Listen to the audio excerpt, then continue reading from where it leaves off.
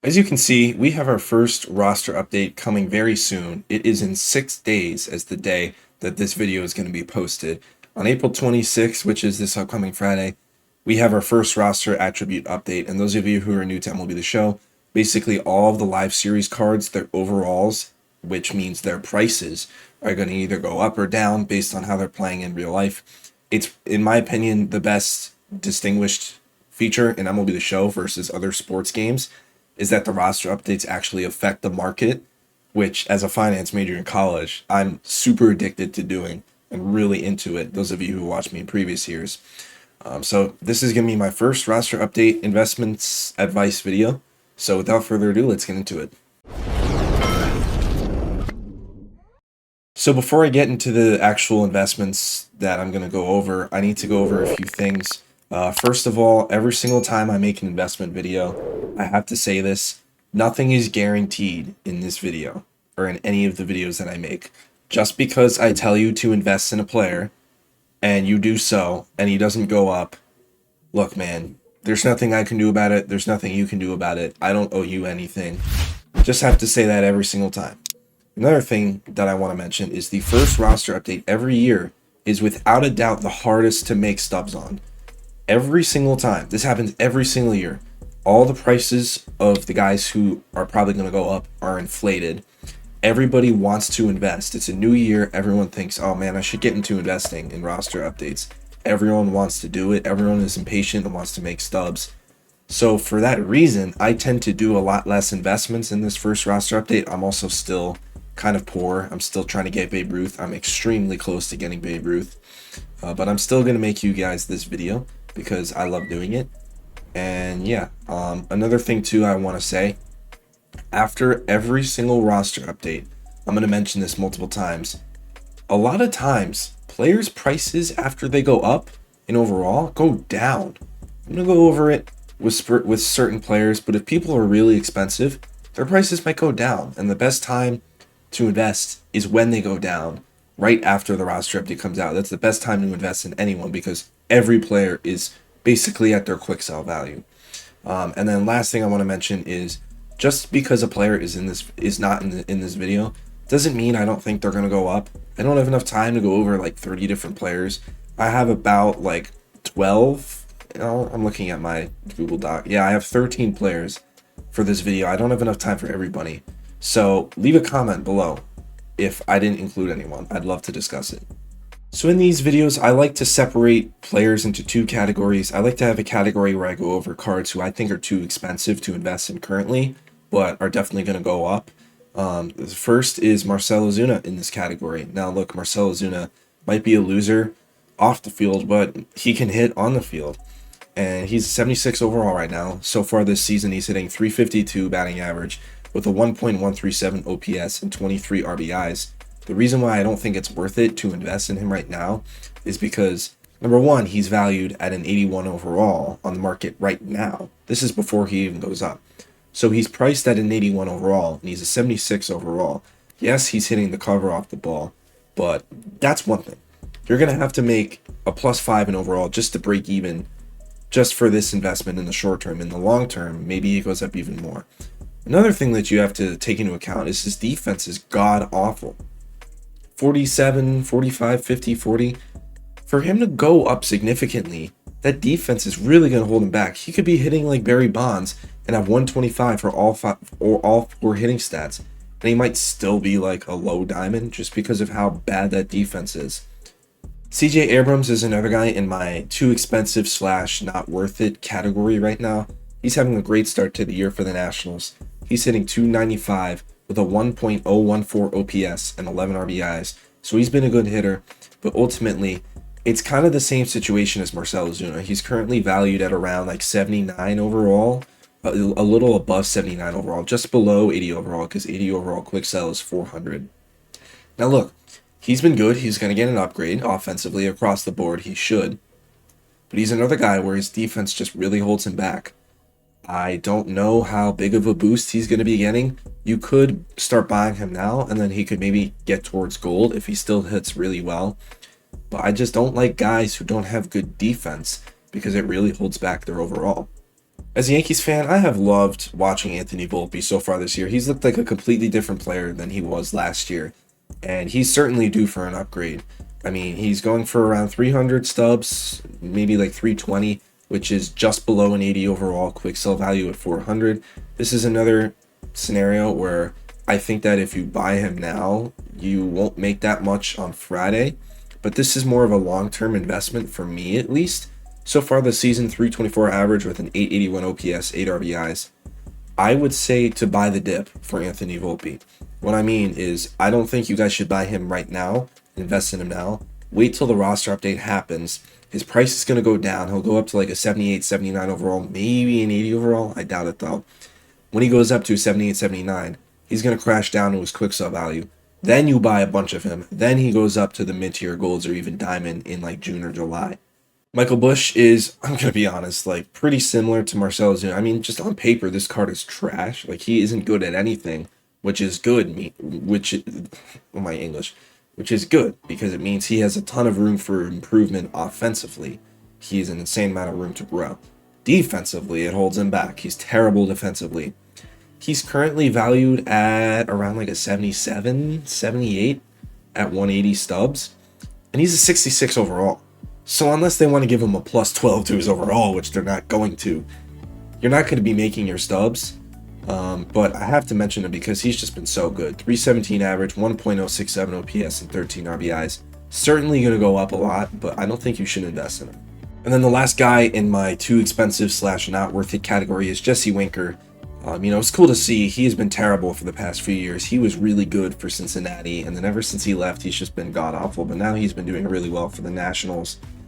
He's basically the same situation as Michael Busch. He's a 65 overall. If you want to make stubs, he's going to have to go to like 77, and that's a plus 12 overall. And if you look at his fielding, 38 fielding. Like, it's going to be really hard for his overall to jump significantly unless he gets a fielding upgrade. Now moving to the good investments category. So a little more positive. We're going to start with Will Smith. I think he has a really good chance to go diamond. Will Smith has had a track record of being a good player. He's been like 84 to 85 like on the fence so many times. He's made diamond multiple times. He's been right below diamond multiple times. I feel like they should just permanently make him diamond. So far this season versus lefties alone, so looking at his lefty splits, he's hitting 474 with a 1.101 OPS. The reason why I looked at his lefty splits is because of his contact left and his power left. It's weaker than his stats versus righties. Now across the board, he deserves upgrades. Like, he deserves upgrades hitting wise versus righties and lefties. But the lefties is what's really been amazing. He does need a plus 13 for him to go to 85 thanks to inside edge. But if we could get like a plus 9 and then like a plus 6 or something versus righties, he could definitely go up. And he's currently at 1700. So if he goes to an 85, you'll be making 1300 for every single Will Smith that you buy. And he could go above an 85. As a Yankees fan, I'm so mad the Orioles traded for Corbin Burns. He's such a good pitcher and he had to come to our division. But anyway, Corbin Burns is a very good investment for this roster update in my opinion. He's currently going for around 1800. He's an 84. So, he's a little above the quick sell value, but he still can make you a lot of stubs. If he only goes to an 85, he'll make you around 1200 a pop. If he goes to an 86, that'll be like 2000 a pop. And looking at his stats so far this season, he's pitched 23 2/3, 2.28 ERA, and his Ks per 9 is 9.5, and the league average so far this year is 8.6. 67 Ks per 9 is not average. They say that MLB average is equivalent to 75. So, because of that, he's above average. So, they should boost the Ks per 9. And they can also boost pitching clutch and everything. I think he can go to like an 86, and he can go even higher after he gets upgraded. Zack Allen is another one of my best investments for this update. He is only 1900. He's basically the same situation as Corbin Burns. They both have really good track records, so they're not going to hesitate to bump them to diamond. Zack Allen has so much room to grow. I mean, look at those per 9, 73, 71. That could go up. So far this year, 22 innings, 1.64 ERA with 26 strikeouts. I think this is a safer investment. Staying with the Arizona Diamondbacks, I'm looking at Ketel Marte here. He's going for around 1997, so basically 2,000 stubs. So he's a little more expensive than those other pitchers and Will Smith, but he'll still net you profit if he goes to an 85. He'll make you 1,000 subs per Ketel Marte, 86, it'll be a lot more. Those of you who don't know, the 86 quick sell is 3750 and the 85 is 3000. But anyway, the reason why I think Ketel Marte has a good chance to go diamond, even with that horrid defense, is his stats versus lefties so far this year. 324 average. He already has good contact lefties, so I could see them not upgrading contact left that much. They could maybe get up to like 97, 98. It's really the power versus lefties, which is screaming to me for an upgrade. His OPS so far this season versus lefties, and it's not a small sample size, is 1.051, and his power versus lefties is at 49. Surely he gets an upgrade there, and he could also get upgrades for power right and contact right. I think that alone will get him to diamond. Jose Barrios is basically the same as Zack Allen, except a tier below. He's one away from gold at a 79 overall. He has insane room to grow with those per 9, 61, 60, and 78 pitching clutch. He's priced right at an 80, so it's only +1 to break even. And this year he's been great. I mean, 25 and 2/3 with a 1.05 ERA and 21 strikeouts. He's going to get a big boost to those per 9s. I think he can go up to like an 82, maybe even an 83. This is honestly a sneaky long-term investment. If you buy a lot of Jose Barrios cards, he could maybe scratch towards diamond. Now, Ryan McMahon is an MLB The Show legend from his Tops Now card in MLB The Show 21, but when I was looking at the stat leaders in the MLB, I was confused why Ryan McMahon is not more expensive. He's at 100 stubs, so he's right above the 75 quick sell, which I think is 75 stubs. So he's not that expensive, he's pretty cheap. His stats versus righties are already pretty solid at 78 and 80. He's been killing the ball versus righties, but when I looked at his splits, he's been killing lefties too. So far this season versus lefties alone, he has a 370 average and a 952 OPS, and that's also not a small sample size. 40-45 versus lefties, he could get a huge upgrade versus lefties, and that's really what's holding back his overall, that and his clutch, because he already has 91 fielding. Jordan Westberg, yeah, he's a bronze at 74 overall. This is a very long-term investment, I would say, but I want to bring him up. He's a young player from the Orioles. He's at 100 stubs right now, so he's at around like a 76 overall on the market, but this is more of a long-term investment. If you buy him now at like 100 stubs, you're probably not going to make that much if he goes up this update, but you're thinking more long-term with him reaching gold status.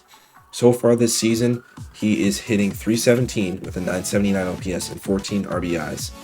I think he'll be around the 77, 78 overall, maybe 76 if they're feeling annoying SDS. But you really want to invest in this guy, maybe after the dip, but keep your eye on Jordan Westberg, because if he keeps hitting very well and he can get a defensive upgrade in July when they do it, he could get high in the gold range. The last player in this video is Oswaldo Cabrera from my New York Yankees. Man, he has had such a good start to the year. Looking at his price, dirt cheap. He's 60 a pop. He's a 71 overall. He already has good defense. That hitting is just atrocious, and rightfully so. He was atrocious offensively last year. But I'm just looking at those stats, and the room to grow is insane for Oswaldo Cabrera. You know, so far this season, he's hitting 309 with an 895 OPS and 13 RBIs. He could literally get upgrades for all 7 of those stats. He could go up and his overall is going to go up so much because he already has the defense. It's not elite, but I mean, compared to everything else, it's what's keeping him at like a 71 instead of like a 65. I honestly think he could go up to like a 77 and maybe even up to gold if he keeps hitting this way. So keep your eye out on Oswaldo Cabrera. So yeah, that's going to be it for this video. If you guys are new here, follow me on all my social medias, Instagram, Twitter, TikTok. But most importantly, make sure you subscribe on here on YouTube. So yeah, see you guys in the next one. Peace.